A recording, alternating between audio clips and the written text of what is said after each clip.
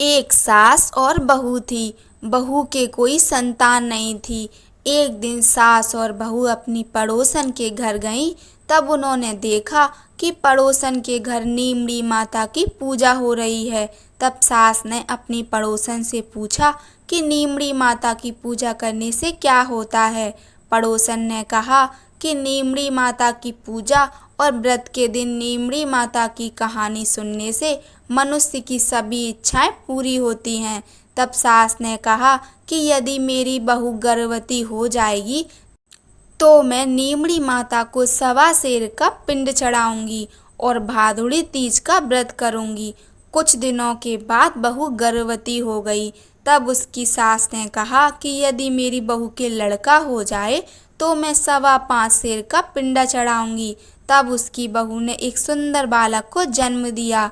जब अगले साल तीज आई तो सास ने पुनः कह दिया कि जब इसका विवाह हो जाएगा तब 1.25 मन का पिंडा चढ़ाऊंगी। कुछ दिनों बाद उस लड़के का विवाह भी हो गया। जब तीज का त्योहार आया तो सास बहू दोनों अपनी नई बहू को लेकर नीमड़ी माता की पूजा करने गईं। सब लोगों ने तो पूजा कर ली, लेकिन जब ये दोनों पूजा करने लगी तो नीमड़ी माता दूर की खिसक गईं।